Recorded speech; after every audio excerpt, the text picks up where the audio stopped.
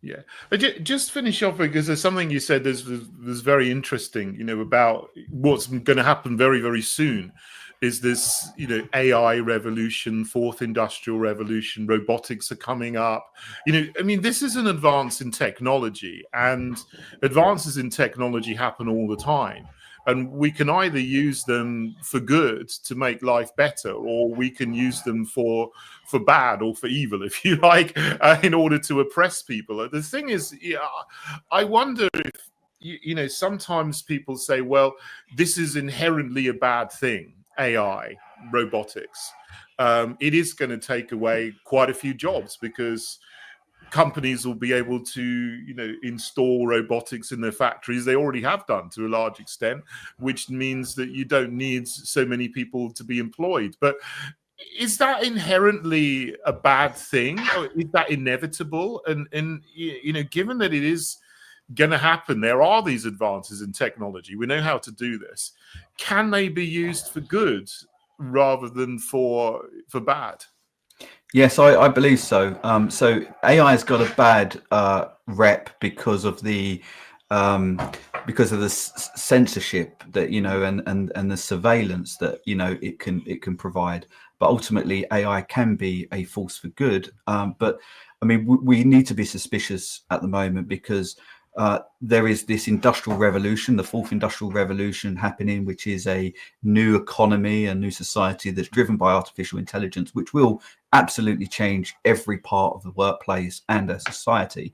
And if it falls into the wrong hands, then it could be used as a weapon against us. So it is concerning. And with regards to jobs, I think that's going to be the most catastrophic time in our evolution, in humanity's evolution, because it does make us completely redundant of any responsibility with regards to work and income. So how are most people going to pay for their mortgages, or Right. you become completely dependent on the state when there are just no jobs available, and that's essentially what the fourth industrial revolution does. So the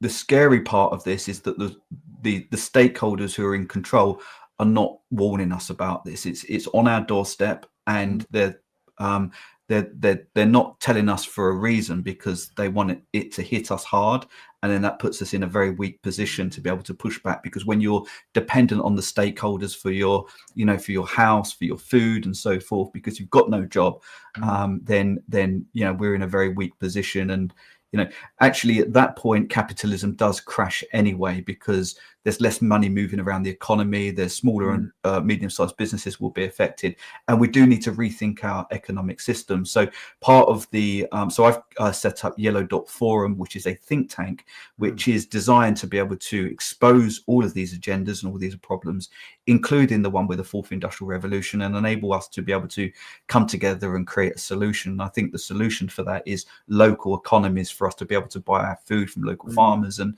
keep that money in the local economy, rather than sending it to the big stakeholders who own all the big organizations who become a monopoly now. So yeah, some big problems that we need to address. But then we also need to worry about, well, artificial intelligence will continue to become smarter and smarter, and then it becomes smarter than us. And then how do we control that? So not only does it take our jobs and it becomes used as a weapon against us, it then becomes a threat that could actually wipe out humanity.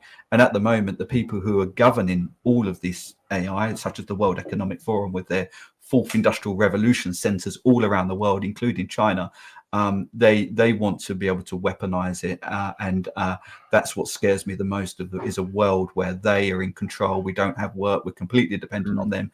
We're living within these 15-minute cities because we can't travel anywhere because of climate change, and then it's all surveillance with this new digital ID, central bank digital currency, and so forth.